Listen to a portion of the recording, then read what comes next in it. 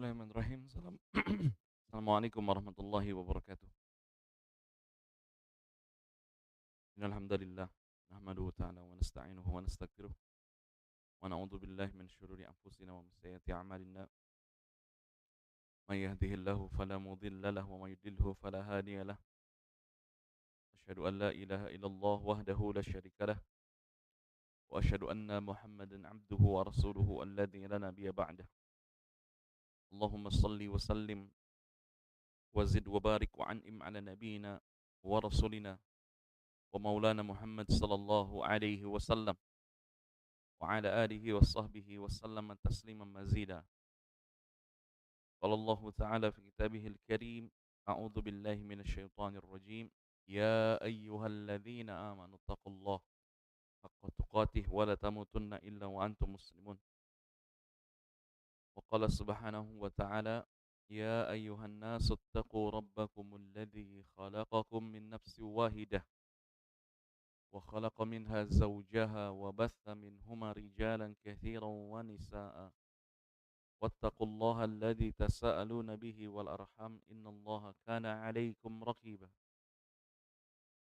وقال سبحانه وتعالى يا أيها الذين آمنوا اتقوا الله ولتنظر نفس ما قدمت لغد واتقوا الله إن الله خبير بما تعملون. Ayuhal ikhwan wal akhwat rahimani wa rahimakumullah. Segala puji bagi Allah tabaraka wa taala. Pagi hari ini kita kembali berkumpul dalam rangka untuk mendekatkan diri kita kepada Allah Rabbul Izzah. Hari ini seperti biasa Allah memberikan karunia-Nya kepada kita, bahwa hidayah ini mahal. Sister fillah semua harus mengerti bahwa hidayah itu mahal. Seorang muslim betul-betul harus menjaga apa yang telah Allah berikan tentang hidayah ini, tentang bagaimana kita dimudahkan oleh Allah Subhanahu wa taala untuk belajar, untuk menuntut ilmu, untuk beramal saleh, untuk menutup aurat, ya, untuk patuh taat kepada Allah Subhanahu wa taala. Ini sesuatu yang mahal, lebih mahal dibandingkan dunia dan isinya. Sehingga tatkala hidayah ini masuk ke sanubaru kita, tatkala Allah memilih kita untuk taat, jangan sampai kau sia-siakan. Karena tidak setiap orang Allah berikan hidayah. Jadi Nabi kita Muhammad sallallahu alaihi wasallam pernah memaksa pamannya Abu Talib untuk bersyahadat. Ya ammi qul la ilaha illallah. Paman, katakan la ilaha illallah. Namun apa yang terjadi? Allah menurunkan wahyu. Allah turunkan wahyu kepada Nabi kita Muhammad sallallahu alaihi wasallam, innaka la tahdi man ahbabta. Wahai Muhammad, engkau tidak bisa memberikan hidayah kepada orang yang engkau cintai. Gak bisa. Gak bisa kita ngasih hadiah hidayah sama teman, sama saudara, sama anak, sama pasangan kita. Kau gak bisa ngasih hidayah kepada orang yang engkau cintai. Walakinnallaha yahdi man yasha. Akan tetapi Allah memberikan hidayah kepada orang-orang yang dikehendakinya saja. Kalau hari ini kita duduk dan kita memang dikehendaki oleh Allah, maka beruntunglah. Ribuan perempuan di sana, ya, masih menunggu hidayah, bahkan nggak dapat hidayah.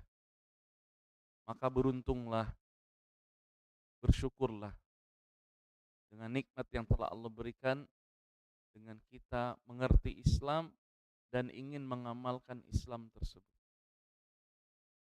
Taib, hari ini kita akan apa? Membahas lanjutan kitab pembahasan kita, kitab Ad-Da'a wa Dawa. silakan dibuka poin ke-19. Halamannya mungkin nanti ada yang beda ya. Tapi di buku Ustadz ini halaman 142. yakni maksiat menjadi penyebab terhalangnya doa Rasul Shallallahu Alaihi Wasallam dan para malaikat. Ya. Qala al-muallif, berkata Syekhul Islam Ibnu Qayyim al-Jauziyah rahimahullah, di antara dampak pelaku kemaksiatan adalah terhalang pelakunya dari doa Rasul dan para malaikat, yaitu ketika Allah Subhanahu wa taala memerintahkan nabinya untuk meminta ampun bagi kaum mukminin dan mukminat. Ingat, Nabi kita Muhammad sallallahu alaihi wasallam selalu mendoakan umatnya, selalu meminta ampun kepada Allah atas umatnya. Namun para pelaku maksiat ini terhalang dari doa Nabi kita Muhammad sallallahu alaihi wasallam. Para malaikat pun sama. Bahkan Nabi kita Muhammad sallallahu alaihi wasallam menyebutkan tatkala seorang berdoa kepada temannya, mendoakan temannya. Jadi si fulanah ini mendoakan fulanah temannya. Kemudian malaikat akan mengatakan amin dan bagimu juga. Ya, malaikat mendoakan orang tersebut. Namun pelaku maksiat terhalang dari doa malaikat. Qala Allah Ta'ala alladzina yahmiluna al-arsya wa man haulahu. Dan para malaikat, kata Allah Subhanahu wa taala dalam surat Al-Mu'minun ayat 7 sampai 9, yang memikul arsy. Ya. Dan para malaikat yang ada di sekelilingnya. Ada yang bisa jawab berapa banyak malaikat yang memikul arsy? Dong, siapa panitia ada di belakang? Siapa berapa banyak malaikat yang memikul arsy-nya Allah? Ada yang bisa jawab gak? Ada hadiah dari Ustadz. Dong. Bu, araya ibu?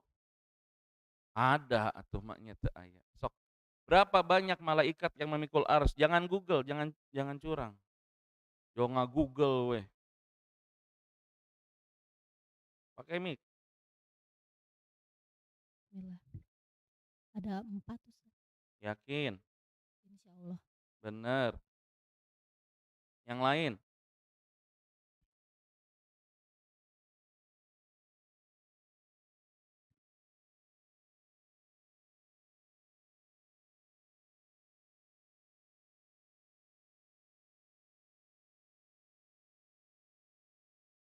Mana yang ngejawab 4 barusan ada? Ya, yang barusan 4 betul, tapi ada tambahannya. Hah? 8. 4 kemudian bertambah 4 menjadi 8 pada hari kiamat. Kasih hadiah dulu. Yang kemarin masih ada hadiahnya enggak?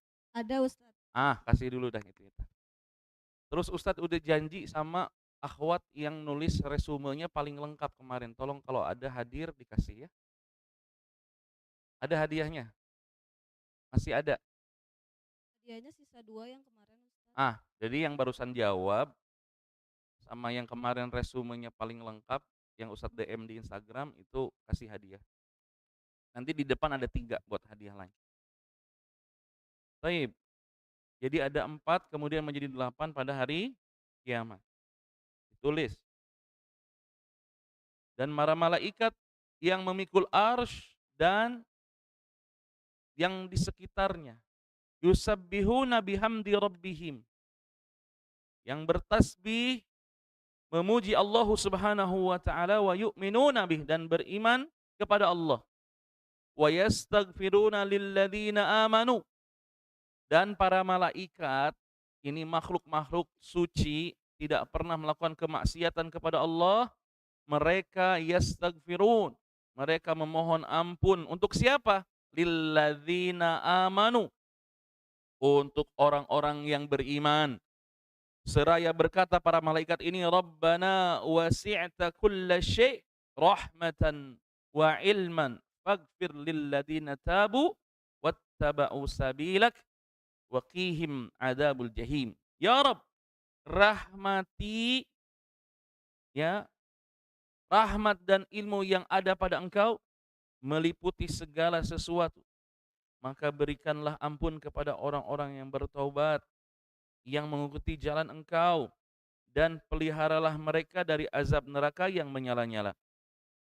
Rabbana wadkhilhum jannat. Ya Allah, masukkanlah dia ke surga. Surga apa? Surga Aden. Allati wa'adtahum wa man salaha min abaihim wa azwajihim wa dhurriyyatihim innaka antal azizul hakim wa qihimus sayyi'at wa man taqis sayyi'at yauma idzin faqad rahimtah wa dzalika lahum fawzul azim. Dari ayat ini ada doa-doa malaikat yang meminta kepada Allah untuk orang-orang yang beriman, orang-orang yang bertobat, orang-orang yang senantiasa berjalan di jalan Allah Subhanahu wa taala. Orang-orang yang memegang teguh Al-Qur'an dan sunnah Nabi kita Muhammad sallallahu alaihi wasallam. Mereka didoakan untuk terhindar dari neraka dan dimasukkan ke dalam surga. Berarti berlaku sebaliknya. Orang-orang yang keluar dari jalan Al-Quran dan Sunnah, dari kemaksiatan kepada Allah Subhanahu wa taala, maka tidak kena dengan doa ini. Ini maksud Syekh. Ini maksud Ibnu Qayyim, ya, yang menyebutkan ayat ini supaya kita paham bahwa orang-orang selain dari golongan ini, maka mereka tidak apa? Tidak mendapatkan doa dari Rasul sallallahu alaihi wasallam dan para malaikat. Nah, nomor 20, halaman 143. Ini pembahasan judul kita di pagi hari ini, ya. Hukuman-hukuman bagi pelaku maksiat. Judul kita apa? Judul kita tak akan bisa bertahan. Jauh-jauh dah. Tidak akan bisa bertahan. Maksudnya apa Ustadz? Dengan segala apa yang kita akan baca, nanti Ustadz akan tambah juga beberapa konsekuensi dari dosa yang akan diterima, ya. Pokoknya pelaku kemaksiatan ini akan menerima konsekuensinya, ya, perbuatan amal buruknya selama di dunia, nanti di neraka Allah Subhanahu wa taala. Nanti Ustaz sebutkan, ya, yang tidak ada di buku, ya. Ini yang di buku sudah lengkap, cuman nanti diperlengkap lagi. Ya, jangan khawatir, ya, semuanya harus nulis biar kita terhindar dari siksaan ini. Baik, kata Syekh, di antara dampak bagi pelaku maksiat seperti diriwayatkan oleh Al-Imam Bukhari dalam sahihnya dari Samurah bin Jundub, dia berkata, dulu Nabi Shallallahu alaihi wasallam, ini hadisnya sahih, ya. Jadi mimpi sahabat yang divalidasi oleh Rasul Shallallahu alaihi wasallam. Ini sahih. Suatu pagi beliau bercerita, semalam aku didatangi dua malaikat. Mereka membangunkanku dan berkata, mari kita pergi. Lalu berangkatlah aku bersama keduanya. Di tengah perjalanan, kami mendapati seorang pria yang tengah berbaring. Tepat di sampingnya berdiri seseorang yang membawa sebongkah batu besar. Tiba-tiba batu itu dijatuhkan di atas kepala pria pertama, sehingga pecahlah kepalanya. Ya. Jadi setiap orang yang melewatinya, diambil batunya, dipecahkan lagi kepalanya. Diambil dia, dipecahkan lagi kepalanya. Terus begitu. Aku bertanya kepada kedua malaikat ini, subhanallah, apa ini? Kemudian kata para malaikat, mari kita pergi. Maka kami pun pergi. Selanjutnya kami mendatangi seorang pria yang tengah berbaring terlentang sambil bersandar pada tengkuknya. Tiba-tiba ada orang lain berdiri tepat di atasnya dengan membawa pengait dari besi. Ia mengarah kepada salah satu bagian wajah dari orang pertama tadi, lalu mengoyak mulutnya sampai ke tengkuk, hidungnya sampai ke tengkuk, serta matanya sampai ke tengkuk. Setelah itu ia beralih kepada wajah yang lain, senantiasa melakukan hal yang sama. Ya. Kemudian kembali dan wajah tersebut balik lagi ke hal yang sama. Mulus lagi, dikaitkan lagi, dikoyak lagi, mulus lagi. Begitu terus. Sampai ia mengatakan, "Subhanallah, apa ini?" Kemudian malaikat mengatakan, "Mari kita pergi." Makanya kalau kita melihat sekarang ada AI ya, siksa neraka. Ini kalau kita baca begini, kita nggak bisa makan seharian. Ya, stres kita seharian. Kalau baca ini kita stres sekalian. Maka kami pun pergi. Selanjutnya kami sampai ke suatu bangunan seperti tungku. Ya.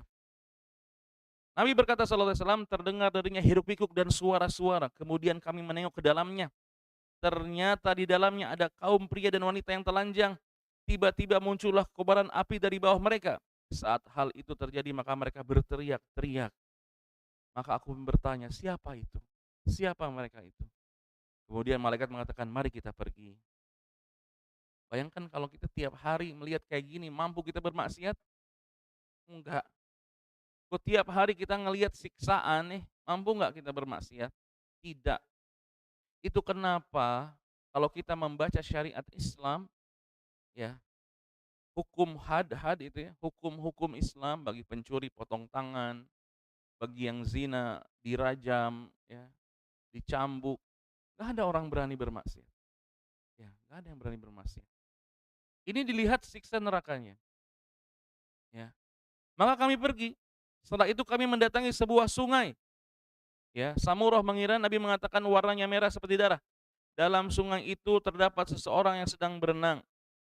Sementara di tepian lainnya setelah mengumpulkan batuan yang banyak. Kemudian sesampainya orang tersebut di tepi sungai, sungai darah ini, sampai di tepiannya, kemudian dia memakan batu-batu semuanya. Ya. Kemudian dia pergi berenang. Setiap kembali kepadanya, dia membuka batu, ya, membuka mulutnya untuk memakan batu-batu lagi.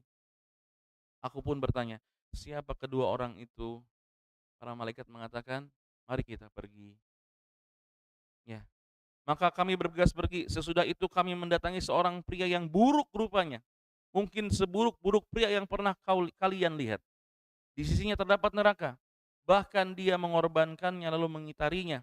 Aku pun bertanya kepada malaikat, siapa ini? Mari kita pergi, kata malaikat. Kami pun pergi hingga sampai ke suatu taman yang subur dan banyak tumbuh pepohonan. Di dalamnya terdapat semua jenis warna musim semi. Di tengah kebun terdapat seorang pria yang tinggi dengan postur tubuhnya. Hampir-hampir aku tidak melihat kepalanya yang menjulang ke langit. Di sekitar orang itu terdapat anak-anak. Belum pernah aku melihat anak-anak sebanyak ini. Siapa ini? Tanyaku kepada malaikat. Mari kita pergi, kata malaikat. Kemudian kami pun pergi. Akhirnya kami sampai di taman yang sangat luas. Belum pernah aku melihat taman yang lebih besar dan lebih indah darinya. Kemudian keduanya berkata kepadaku, masuklah ke dalamnya. Kami pun masuk hingga kami sampai ke suatu kota yang dibangun dengan bata emas dan perak. Kami mendatangi gerbang kota dan meminta izin untuk memasukinya. Gerbang itu pun dibuka. Kami memasuki kota tersebut dan disambut oleh sejumlah pria. Separuh tubuh mereka sangat elok, seperti seelok-elok pria yang pernah kami lihat. Adapun separuh lainnya jelek, seperti sejelek-jeleknya pria yang pernah kalian lihat. Kedua malaikat itu berkata, pergilah dan berendamlah di sungai itu. Sungai yang dimaksud adalah sungai yang lebar, airnya terus mengalir. Airnya bagaikan susu karena sangat putih.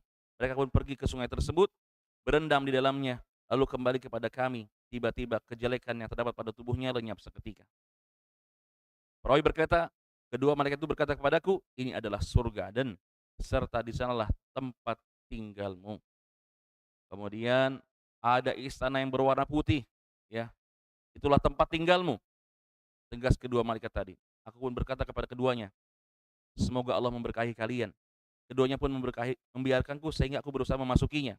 Akan tetapi tidak untuk saat ini, namun kelak akan memasukinya. Ya. Aku pun berkata kepada kedua malaikat, malam ini aku telah melihat keajaiban. Apa sebenarnya yang telah kulihat tersebut? Mereka berkata, kami akan menjelaskan kepadamu. Yang pertama nih, pria pertama yang engkau datangi, yang kepalanya pecah tertimpa batu, adalah pria yang mengambil Al-Quran, lalu menolak menghafalnya dan mengamalkan isinya, serta dia tidur dan lalai dari sholat wajib. Orang yang dia mendapati Al-Quran, gak pernah dibaca, gak pernah diamalkan. Bahkan ini nyampe beberapa hadis tentang bagaimana mengerikannya menjadi ustadz, menjadi kiai, menjadi pemuka agama. Banyak hadis tentang ancaman orang-orang yang menjadi pemuka agama, menjadi ustadz, yang mereka sendirilah yang masuk neraka Allah Subhanahu wa taala. Masuk akal nggak Bu kira-kira ada ustadz masuk neraka? Gimana sih? Ada penyuruh kebaikan masuk neraka. Kata Nabi SAW dalam hadis yang lain, ada seorang pria didatangkan pada hari kiamat, lalu dilemparkan ke neraka, isi perutnya terburai, dan ia berputar-putar di neraka seperti keledai yang sedang menggiling gandum. Lalu ia dikerumuni oleh penghuni neraka. Kemudian mereka berkata, wahai fulan, bukankah engkau dulu penyeru kebaikan? Bukankah engkau dulu penyeru kebaikan? Kenapa kamu di neraka? Kenapa kamu di neraka? Apa kata fulan ini? Apa kata ustadz ini? Kiai ini? Syekh ini? Ya, dai ini?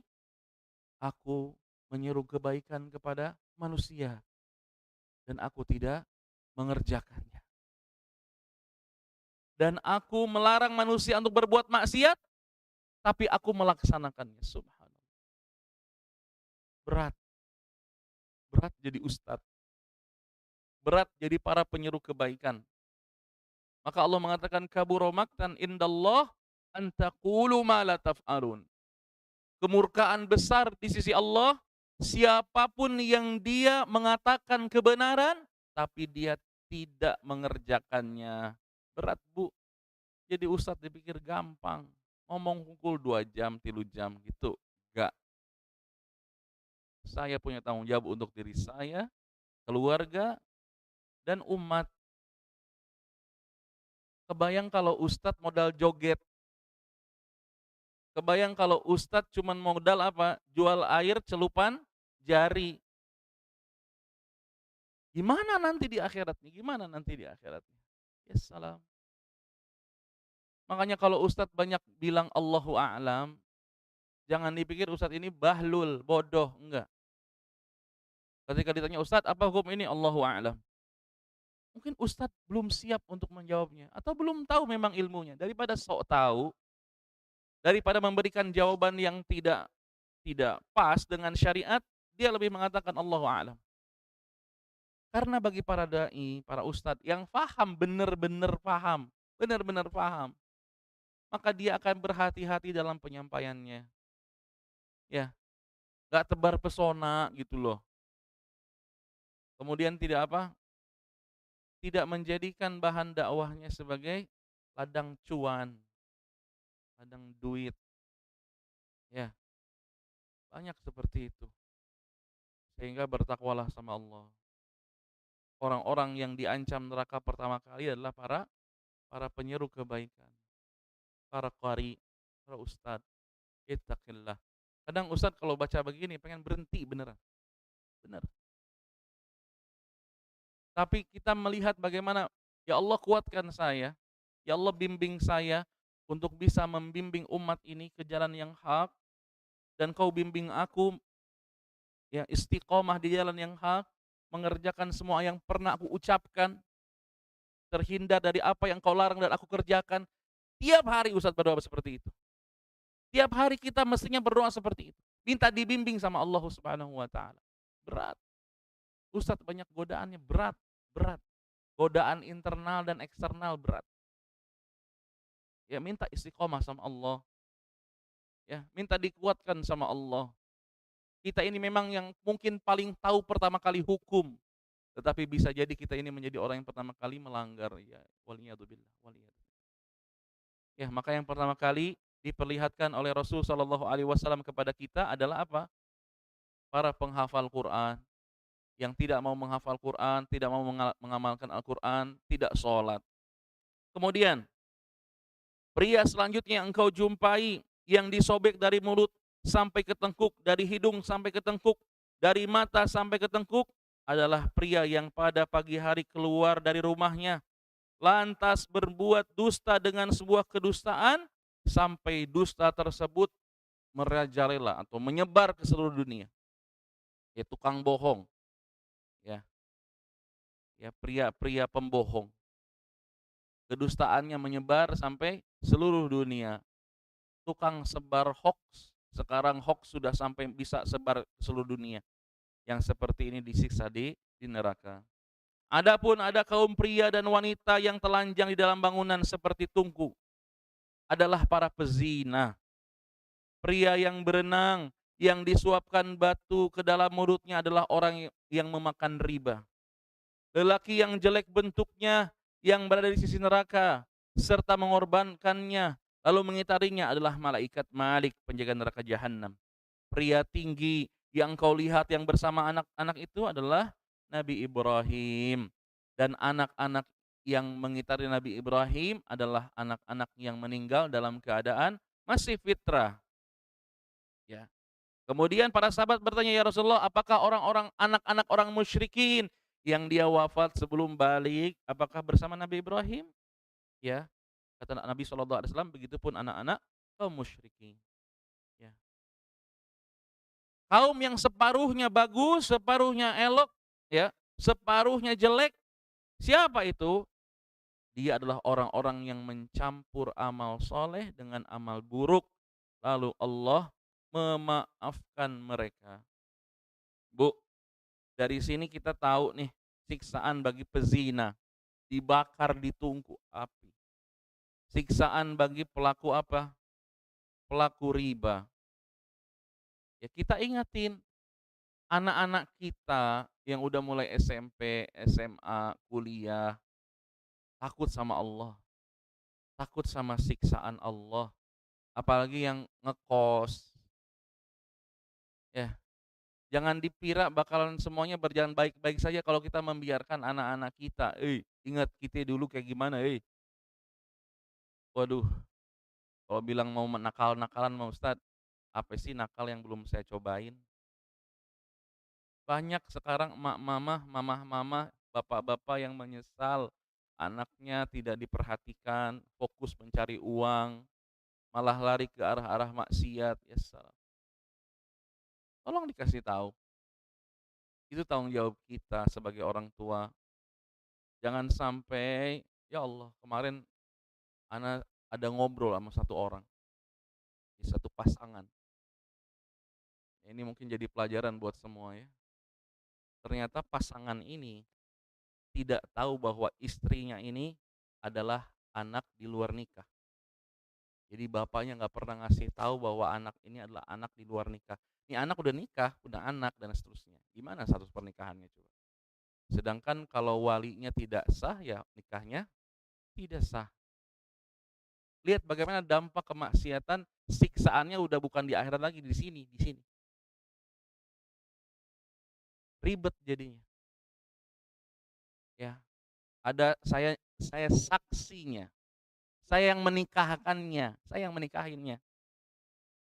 Pas pertama saya polos-polos aja, "Nih Bapak kenapa di luar? Pak, Bapak kenapa di luar sih Pak?" "Oh saya lagi mau ngopi dulu Ustad," dan lain sebagainya. Ternyata pas saya masuk, pernikahan berlangsung. Pernikahan sedang berlangsung. Dan apa? Dan yang menjadi walinya bukan bapak yang di luar. Sedih nggak seorang bapak itu? Sedih. Karena memang anaknya bukan anak dari hasil pernikahan sah. Anak di luar nikah. Anak hasil zina. Dan anak hasil zina ini nggak dapat waris dari bapaknya, kesian. Kesian. Bapaknya nggak bisa nurunin waris ke anak zina ini.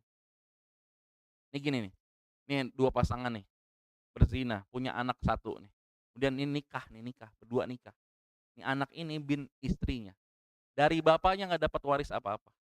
Tapi kalau dia punya adik, setelah bernikah ini punya adik lagi, nah ini yang adiknya ini dapat waris dari bapaknya. Tapi kalau anak yang pertama enggak. Kenapa? Dia bin apa? Ibunya. Dia cuma dapat waris dari jalur siapa? Jalur ibunya. Kalaupun bapaknya mau ngasih, statusnya bukan warisan, tapi hibah. Kasihan. Belum di akhirat seperti ini. Ada para pria-pria ya yang memasukkan batu ke mulutnya. Pria-pria yang memakan riba. Bu, Bu, ini kasih tahu laki kita, Bu. Kasih tahu suami tercinta kita. Bilang sama mereka, sayang, aku nggak apa-apa naik mobil jelek, naik motor juga jelek. Tapi kamu jangan riba, kamu jangan cicil riba, jangan. Aku nggak sanggup kalau kita harus makan batu nanti di neraka. Aku nggak apa-apa tas aku murahan dikit tapi nggak nyicil riba, nggak masalah. Aku nggak ada masalah ngontrak rumah tipe 36, WC-nya 1, kamarnya 2, desek-desekan sama anak. Kalau mau geser ke dapur, dapurnya terbuka, nggak ada masalah. Tapi aku nggak mau KPR riba. Bilang sama suami kita seperti itu. Karena aku takut siksaannya berat. Berenang di kolam darah, makan batu, terus aja begitu. Sepanjang dia divonis di neraka. Sedangkan kalau vonisnya 1 hari berapa lama di dunia? Berapa lama? 1 hari di akhirat berapa lama di sini? 5.000 tahun. Ada yang hidup 5.000 tahun? Nggak ada. Mau? Nggak takut. Kenapa Syekh mendatangkan poin-poin ini? Biar kita jerak, nggak melakukan kemaksiatan. Kadang ada orang yang kudu diancam. Kadang ada orang yang diberikan iming-iming. Kita di posisi yang mana? Kita senang dikasih iming-iming atau kita memang takutnya dengan ancaman? Nih di sini nih, peran iman kita. Ya. Adapun ya, ada siksaan lain nih, Ustaz sebutin. Dari Musnad Imam Ahmad, dari Anas bin Malik radhiyallahu taala anhu, Rasul sallallahu alaihi wasallam, "Lamma urija bi," tatkala aku dimi'rajkan oleh Allah. Mi'raj itu apa, Bu? Mi'raj itu apa, Bu? Hmm. Isra apa Isra? Isra. Perjalanan Nabi sallallahu alaihi wasallam dari mana ke mana? Dari Masjidil Haram ke Masjidil Aqsa. Mi'raj apa Mi'raj? Dari Masjidil Aqsa ke Sidratul Muntaha. Ketemu Allah enggak? Bertemu Allah tidak? Bertemu tapi tidak melihat. Bertemu Allah tapi tidak bisa melihat Allah. Kata Nabi, terhalang cahaya. Gitu ya. Ini akidah, ini akidah. Kalau orang Islam nggak bisa ngejawab begini, ya akidahnya gimana? Ini akidah. Ini pemahaman kita terhadap Isra Mi'raj. Karena ada orang yang menyangkal Isra Mi'raj, berarti akidahnya belok. Ya, nyangka Isra Mi'raj itu cuma dongeng doang, ada. Ada orang berpemikiran seperti itu. Kata Nabi SAW, tatkala aku dimi'rajkan, ya marartu biqaumi lahum adfaru min nuhasin.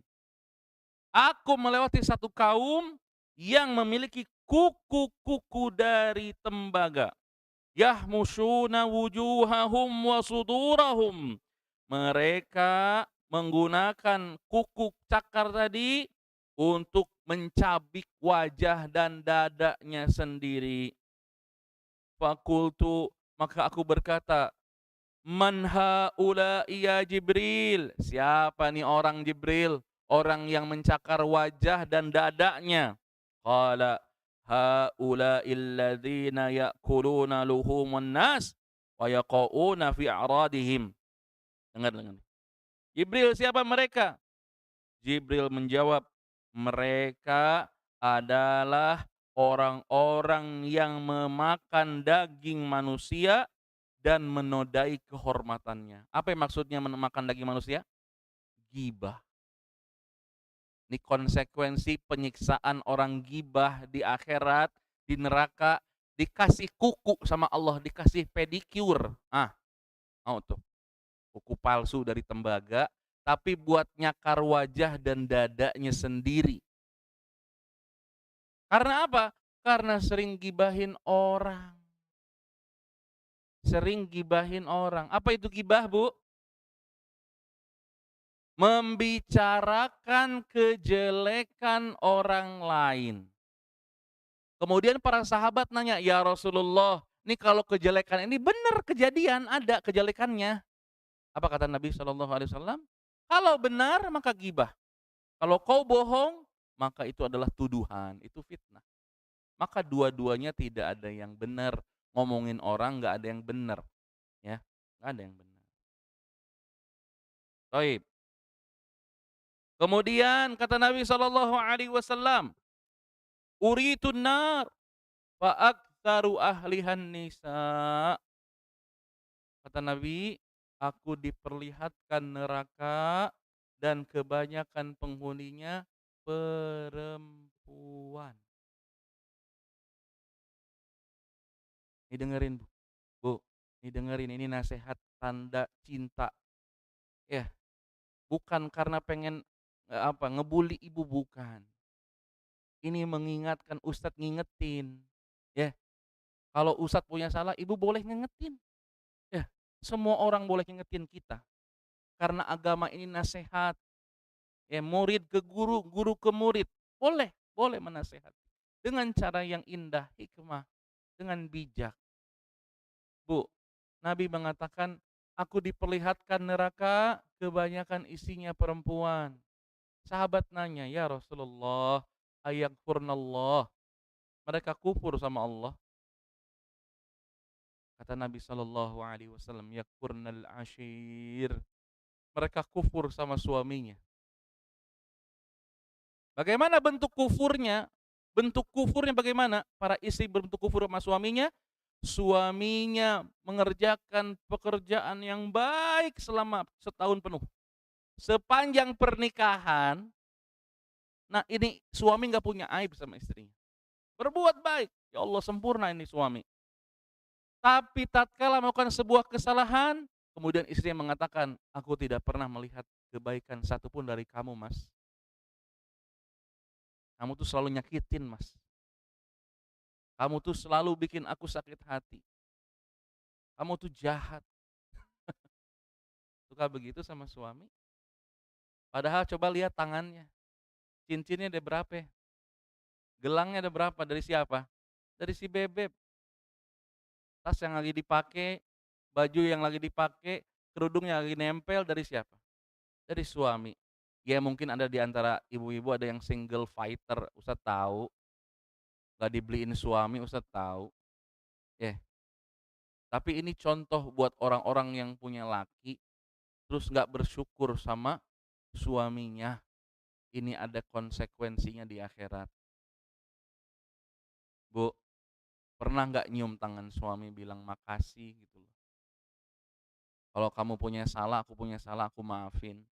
Pernah nggak kayak gitu? Bukan karena ibu nggak sholat, bukan karena ibu nggak zakat, bukan karena ibu nggak puasa. Para ibu-ibu mah nggak usah disuruh juga nanya sama ustadz, boleh nggak besok puasa lagi? Gitu. Ini majelis taklim al-mumtahanah, kalau nggak ada jamnya, dia bablas sampai maghrib, bisa dia. Bisa, ibu-ibu mah bisa. Ini ibadah mah. Kita kemana lagi say kajian, subhanallah. Kalau nggak dibatasin, lupa rumah. Nah itu dia problematikanya. Lupa suami. Kalau udah asik sama dunianya, lupa suami. Suami pulang masih megangin handphone. "Ya bentar ya sayang." Subhanallah sampai suami bukain kancing sendiri, lepasin sepatu sendiri. Kalau bisa mah dibukain kancingnya. Disambut, cium tangannya. "Makasih ya sayang hari ini udah kerja buat aku, buat anak-anak." Pernah nggak kayak gitu? Boro-boro keur sare main handphone, live Shopee gitu loh. Ya, masakan belum belum ada, belum jadi, suami makannya GoFood lagi, ya nggak ada masalah sih. Cuman mana minimal ibu beli GoFood sebelum suami pulang gitu loh, jadi kelihatan masak. Jadi kelihatan nyediain buat suami gitu loh, ya.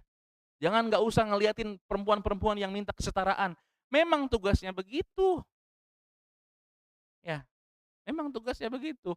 Istri dinikahin buat ngelayanin suami.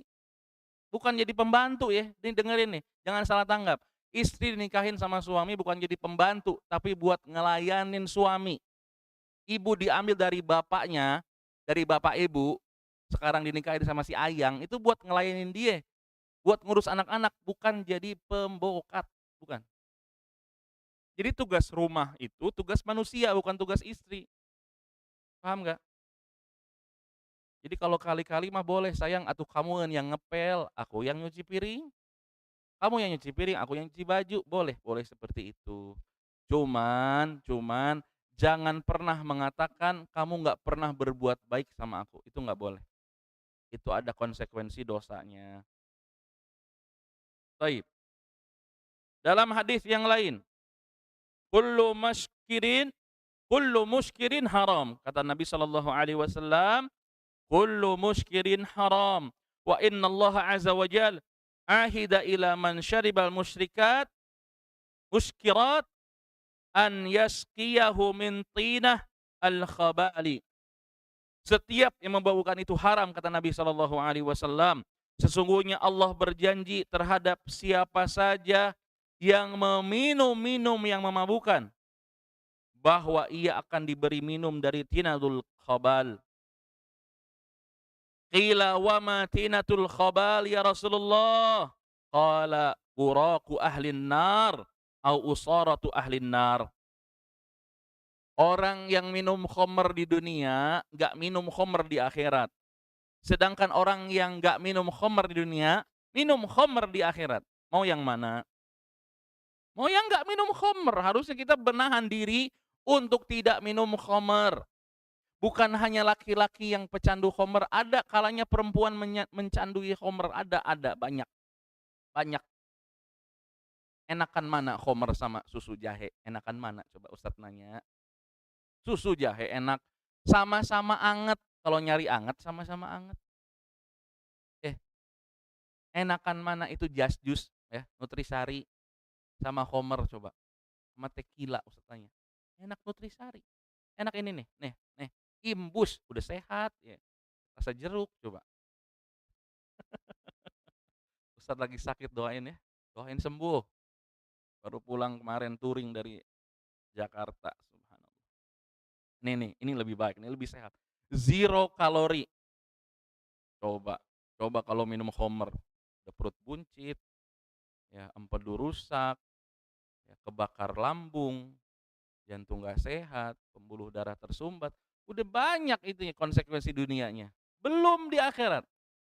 Kata Allah Subhanahu wa taala, kata Nabi sallallahu alaihi wasallam, Nabi menyebutkan di neraka akan diperas dari apa? Dari keringat dan nanah para penghuni neraka, itulah minumnya orang peminum khamr.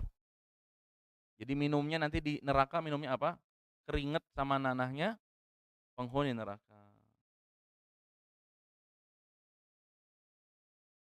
Baik. Takut nggak Bu? Harusnya takut sih. Ya. Dalam hadis yang lain, "Man ta'dima fi nafsihi aw ikhtalla fi mishyatihi, laqiyallahu ta'ala wa huwa 'alaihi ghadban." Siapa yang membanggakan diri dan congkak dalam gaya jalannya, sombong, paling belagu kalau jalan, ya, berasa tas paling mahal, tasnya ditenteng di atas. Gamis paling mahal suruh apa, "Tolong tolong," ini, gitu loh. Siapa yang sombong dengan outfit-nya, dengan gaya berjalannya, dia akan bertemu dengan Allah dalam keadaan Allah murka kepadanya. Ya, kalau Allah murka apa yang terjadi? Udah nggak bisa dibayangin deh. Selanjutnya hukuman bagi orang-orang yang membuat makhluk bernyawa. Inna musawwirin, sesungguhnya para penggambar. Dalam hadis yang lain, pemahat patung. Yu'adzibuna yaumal qiyamah, akan diazab pada hari kiamat. Wa yuqala lahum ahyu ma khalaqtum. Allah akan mengatakan kepada orang-orang ini, hidupkanlah apa yang kalian buat. Ustaz udah bahas inilah, udah sepanjang ini. Kemudian keadaan penghuni neraka ini, ya Allah, mereka di dalam neraka ini dikasih makan buah zakum, dikasih minum, minumnya tadi, perasan darah dan nanahnya penghuni neraka, dikasih minum lahar, dikasih minum air panas, ya. Nggak ada untungnya orang masuk neraka. Jadi kalau orang masih bermaksiat, sedang dia mengetahui konsekuensi neraka seperti ini, waduh kebangetan, kebangetan. Ya, tapi kadang-kadang memang Allah ngasih kita apa? Lupa. Jangankan besok, nanti sore ibu ngumpul sama teman-temannya nongkrong di kafe, bahasan ini lupa, lupa. Jemput anak nih ya, sekolah, di mobil, ketemu suami, ketemu guru, ketemu apa, lupa pembahasan ini mah lupa. Itu makanya kenapa ada taubat, ada istighfar, ada sholat malam, ada sholat duha, ada zikir pagi sore, biar kita makin ingat sama yang namanya akhirat. Dan kita tidak menyepelekan yang namanya kemaksiatan. Kalau kita mau baca lagi, mau dengar lagi, kita tidak akan kuat menerima siksaan dari Allah Subhanahu wa taala. Jangan deh siksaan neraka, siksaan di sini saja berat. Gitu ya, Bu ya. Baik, kita lanjutkan. Masih mau lanjut apa udahan aja? Lanjut. Nomor 21. Maksiat menjadi penyebab kerusakan. Kerusakannya di mana? Di bumi, di air, di darat, pertanian, buah-buahan, tempat tinggal, ini semua konsekuensi dari kemaksiatan. Ya, dhaharul fasadu fil barri wal bahri, kata Allah Subhanahu wa taala. Telah tampak kerusakan di darat dan di lautan. Bima kasabat aydin nas, karena sebab tangan-tangan manusia. Ya, manusia ini merusak. Tapi ada manusia yang memperbaiki. Ya, dampak kerusakannya itu sebab manusia. Banjir kata sebab siapa? Manusia. Longsor atas sebab siapa? Manusia. Apalagi? Banyak.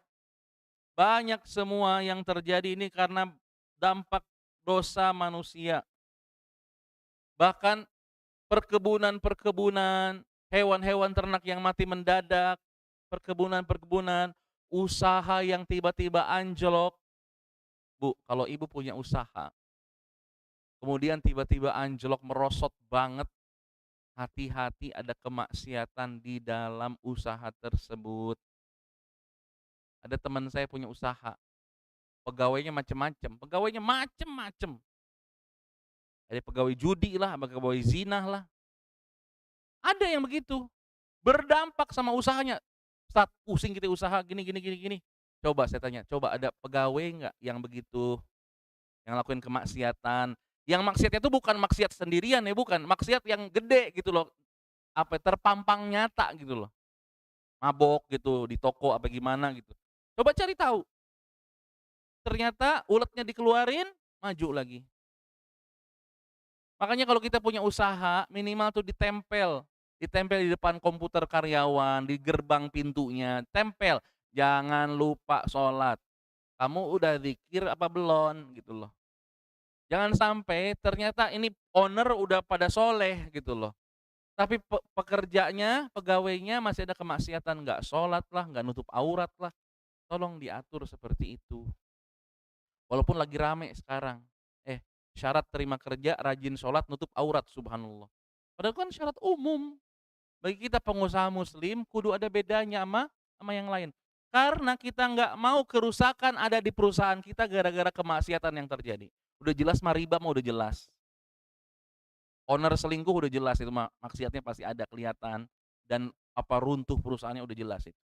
Atau tipu-tipu dengan mengatakan ini orang udah ngaji gitu loh. Ini orang udah ngaji, Ustaz. Oh, soleh, jenggotan. Emang ngejamin dia amanah? Emang ngejamin dia amanah? Enggak. Enggak. Ada yang jenggot cuman jenggot-jenggotan doang, tahu nggak jenggot-jenggotan? Ini dia pakai jenggot cuman jenggot-jenggotan, kamuflase biar orang percaya sama dia. Mau usaha sama saya, akhirnya orang banyak yang ditipu. Teman kita ini, teman dekat kita, kajian private sama ustad, ditipu sama developer jenggotan jenggotan. Rumahnya kagak jadi, udah keluar duit 300 juta. Rumahnya nggak ada, sampai di penjara orang jenggotan di penjara. Jadi jangan terbuai dengan yang seperti itu, cari tahu latar belakangnya kayak gimana gitu loh. Jangan nantinya akhirnya stereotipnya apa, orang jenggotan begitu semua, enggak. Ya, orang jenggotan kayaknya gitu semua Ustad, berkamuflase, pura-pura baik. Enggak, tapi memang ada oknum yang mengatasnamakan agama buat jualan banyak, maka jangan ketipu, ya. Bu Bu, jangan ketipu casing Bu. Tapi mencegah kemaksiatan di tempat kerja, kalau ibu punya usaha kan banyak nih, mama-mama kaya kan ya, jamaah kita kan banyak mama-mama, apa ya, entrepreneur gitu. Coba perhatiin karyawannya jangan sampai ada yang ada yang maksiat. Ada ampe karyawan selingkuh sama owner, subhanallah itu, ya Allah, ya Rahman. Sampai masuk ke telinga ustad, "Ustad tahu nggak?" "Nggak tahu," gua bilang, "heeh." "Emang ustad mau cari tahu apa?" "Fulanah Ustad, fulanah suaminya direbut pegawainya." Subhanallah, buat apa gitu loh. Kan ada kemaksiatan kan jadi rusak usahanya, bubar usahanya. Eh, untungnya apa? Nggak ada untung. Maksiat tuh nggak ada untung. Eh, maksiat tidak ada untung. Terus Bu, termasuk kemaksiatan juga kalau kita pending pembayaran karyawan, nggak boleh. Nabi kita Muhammad SAW, kalau punya karyawan, kalau punya pegawai, bayar. Jangan sampai keringatnya kering, bayar. Jangan sampai ditunggak lagi ya 2 bulan, subhanallah. Ini maksiat namanya. Ya ini melanggar perjanjian. Kemudian jangan ngasih kerjaan yang bukan kerjaan pegawai kita. Eh, kecuali kita deal-deal-an di awal. Nih kamu nih nanti multifungsi ya. Kamu di toko iya, kamu jadi aspri saya iya, kamu jemput anak saya iya. Kasih akad di awal. Kalau di luar itu kasih bonus. Minta persetujuannya. Kamu nggak ada di job list-nya sih, cuman aku minta kamu begini begini begini, mau nggak? Nanti aku bayar lebih ya. Kalau mau gas, kalau nggak boleh, kalau dia nggak mau jangan dipaksa. Kita harus amanah dengan akad yang dibuat. Jangan sampai akad rusak jadi kemaksiatan. Ya, ini banyak banyak terjadi. Kemudian banyak terjadi bencana-bencana alam ya, tsunami, gempa bumi. Ternyata di balik itu semua ada kemaksiatan besar yang terjadi. Ya, ada beberapa bencana yang Ustaz nggak akan sebutkin bencana yang mananya. Ternyata di sana ada ladang ganja, di sana pusat pelacuran, ya, ada pusat kesyirikan. Ya itu hak Allah mengazab, ya, memberikan bencana kepada wilayah tersebut, itu hak Allah. Karena ada kerusakan. Sebagaimana Allah menghancurkan kaum Ad, kaum Tsamud, kaum Nabi Nuh, kaum Nabi Lut, kaum Nabi Syuaib. Allah hancurkan semua gara-gara kemaksiatan. Sudah terjadi kerusakan di muka bumi ini, Allah turunkan azab. Itu hak Allah. Karena ini termasuk konsekuensi dari apa? Dari kemaksiatan, ya. Menyebabkan kerusakan. Yang paling parah lagi, kerusakan di darat adalah kerusakan human error. Kerusakan kualitas manusia, ini yang paling mengerikan kita. Ya, generasi kita dulu, Bu, ya separah-parahnya kita dulu pacaran, Bu. Ya Allah nggak berani megang tangan, nggak berani. Cuman kesengsem, kesengsem, kesengsem, kesengsem, kesengsem. Ya malu, malu, malu, kejedot gitu. Malu-malu lucu lah. Cinta-cinta monyet lah gitu loh. Sekarang ya anak-anak sekarang ya Allah lebih parah lagi, lebih parah lagi. Ini kerusakan yang terjadi gara-gara dampak kemaksiatan. Ya, kalau kita mau ngaca ya, dulu mana mana mau ibu joget-joget depan kamera. Sekarang nih perempuan lihat. Perempuan dan semi perempuan, tahu semi perempuan? Ya perempuan ya laki tulang lunak gitu loh, pada joget gitu. Nggak ada laki-laki zaman Nabi joget pegang pedang, zaman Nabi mah pegang pedang, ya pada berotot gitu loh, maco, perang gitu loh, malah joget, gimana sih? Rusak rusak dampak kemaksiatan tuh rusak, human-nya rusak, kualitasnya rusak. Maka bisa nggak sebagai ibu nih, seorang sebagai mother, mom, umi, memperbaiki human-nya di rumah, memperbaiki anak kita di rumah. Tapi bukan jadi juru selamat, enggak. Cuman kita yang mengarahin anak, cuman kita ngasih tahu anak, jangan sampai kamu melakukan kemaksiatan karena dampak kerusakannya akan merembet kemana mana. Ya, di zamannya Nabi Lut, ada yang solehnya nggak? Ada. Nabi Lut sama anak-anak perempuannya. Kena dampaknya nggak? Kena, makanya keluar dia. Kalau dia di situ, dia kena dampaknya. Nabi Nuh kena dampaknya nggak? Kena. Dia harus bangun apa? Bangun kapal, bangun perahu, anak-anaknya naik, masukin hewan, itu kena dampak, capek begitu. Diombang-ambing di tengah lautan, capek, itu kena dampaknya juga. Ibu ada orang zina di pinggir rumah ibu, ibu kena dampaknya. Lingkungan kena dampaknya. Panas lingkungan. Suami makan duit riba, ibu nggak makan duit riba, panas nih suami, panas. Ini ada jamaah kita. Biar jadi pelajaran, biar jadi pelajaran. Tiap pulang ke rumah bilangnya cerai mulu. Jadi istrinya udah ngaji, istrinya udah belajar agama, suaminya belum, jauh dah. Tiap pulang ke rumah pengen cerai deh, panas dengar kamu begini begini begini. Ternyata apa? Ternyata istrinya sering bilang pengen rezeki halal, pengen harta halal, sedangkan semua finance yang ada di rumahnya apa? Haram semua, hasil riba semua. Lihat bagaimana kemaksiatan bisa merusak manusia secara tatanannya, secara fitrahnya. Maka kalau Ustadz sih ya, udah 21 nih, 22 aja udah nggak berani lagi maksiat. Kenapa? Karena dampaknya mengerikan. Terakhir ya Bu, terakhir. Disingkat-singkat aja terakhir. Kalau dibaca semua memang panjang. Kemaksiatan mematikan kecemburuan hati. Nah ini dia nih. Nabi mengatakan sallallahu alaihi wasallam, izin minum dulu. Al-haya'u minal iman. Malu itu sebagian dari iman. Kalau orang udah nggak punya rasa malu, udah nggak punya iman. Dan salah satu penyebab rasa malu hilang itu kemaksiatan. Boro-boro lah kita pengen tampil gitu loh. Malu Ustaz. Sekarang orang-orang boro-boroan tampil, nggak pakai baju tampilnya. Pengen pamer tubuhnya, apa body goals.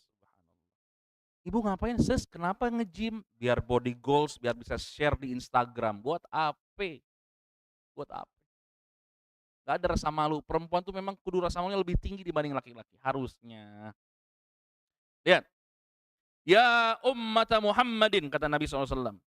Ma ahadun aghyaru minallahi an yazniya abdu an tazniya ummatuh. Wahai umat Muhammad, tidak ada yang lebih cemburu daripada Allah ketika salah seorang hambanya yang pria atau wanita melakukan perzinahan. Ya. Ada yang lebih cemburu dari kita? Ada. Kata Nabi SAW, atajabuna min ghairi sya'din. Ya. Apakah ada yang lebih cemburu dibandingkan Sa'ad? La ana aghyaru minhu wallahu aghyaru minni. Ya. Nabi lebih cemburu tatkala umatnya bermaksiat dan Allah lebih cemburu lagi. Sedangkan sekarang rasa cemburu itu hilang. Makanya kenapa Nabi kita Muhammad sallallahu alaihi wasallam menyebutkan ada laki-laki dayus. Apa laki-laki apa? Dayus. Ya Rasulullah, apa laki-laki dayus itu? Laki-laki yang membiarkan kemaksiatan terjadi di rumahnya. Udah nggak ada rasa cemburu lagi di rumahnya, subhanallah. Istrinya keluar tanpa mahram, buka aurat, udah nggak cemburu. Anak perempuannya goyang-goyang, nggak cemburu. malah dikasih video, dikasih kamera, difasilitasin buat apa? Buat joget-joget. Apakah nggak dayus ini? Seburuk-buruk makhluk Allah dan diharamkan surga, ini orang dayus namanya. Ibu pernah ngelihat istri saya di media sosial? Nggak ada. Anak saya? Nggak ada. Ustaz nggak bahagia sama istri? Nggak di-posting di Insta. Ada yang DM begitu, "Ustaz kagak bahagia ya? Nggak pernah ada lihat istrinya di Instagram?" Buat apa? Istri saya cuman buat saya. Cuman yang boleh melihat istri saya, cuman saya. Kalau suami ibu begitu sekarang, yang udah deh yang postingannya dihapus aja ya. Jangan selfie gitu loh. Aku cemburu, udah berhenti. Nih laki nggak mau kena sifat dayus. Kalau anti anak perempuan dari seorang ayah, kemudian ayah bilang, "Nak, nggak kasihan sama ayah, nak. Ayah cemburu ngelihat kamu diliatin ribuan orang yang bukan mahram kamu." Kalau ada ayah mengatakan begitu, nih ayah nggak mau termasuk ayah yang dayus. Nurut, nurut, karena nanti kelak mereka akan berlepas diri dari kita, Bu. Nih suami-suami, ayah-ayah yang sudah mengatakan, "Aku cemburu," di yaumil akhir dia berlepas diri dari ibu, udah selesai dah. Ya Allah, aku udah kasih tahu dia, dianya yang ngeyel. Nah, itu urusan ibu dah. Itu urusan kalian ukhti-ukhti yang masih lenggak-lenggok, lenggok gitu loh, udah. Jangan sampai rasa malu diangkat dari diri kita. Rasa cemburu diangkat dari diri kita. Karena harusnya kita cemburu melihat kemaksiatan. Ya, Ustadz punya santri perempuan yang akhirnya dia keluar pesantren, kemudian dia keluar ya begitu, kuda keluar dari kandangnya, segala dicoba gitu loh. Sedih nggak? Sedih. Cemburu nggak? Cemburu banget. Tapi ya sudah, kita sudah memberikan peringatan. Nih Ustadz hari ini jangan dituntut sama ibu nanti di akhirat ya. Ustadz udah ngasih peringatan sama ibu. Ustadz udah kasih tahu, nanti jangan nagih-nagih lagi di akhirat. Udah selesai urusannya. Tinggal bagaimana kita mau mengerjakannya ya. Bu, 22 tentang rasa kecemburuan hati dari dampak kemaksiatan, mungkin itu akhir dari perjumpaan kita di pagi hari ini. Insyaallah bulan depan tanggal berapa ya? Bulan depan Ustaz lihat dulu ya. Bulan depan karena tanggal 15 Ustaz safar. Senin ke-3 kita kan ya? Tuh 2, 3, 21 belum pulang kayaknya. Tuh 2, 3, 4, 5, 6, 7, 8, 9, 10, 11, 12. Nah, mungkin tanggal 21 libur dulu sama Ustaz. Jadi mulai lagi mungkin tanggal 28 ya. Al-afu minkum ya, maafin ya. Karena tanggal 21 masih di Mekah kayaknya, masih di Mekah 21. Mohon maaf, mungkin nanti bulan depan pekan ketiganya kita libur atau mungkin nanti teman-teman panitia mau mau dikasih badal siapa Allahu alam. Cuman sama ustad mungkin tanggal 21 ustad nggak bisa ngajar karena ada safar ya. Mohon maaf. Kalau ditanyakan silakan. Barakallahu fikum.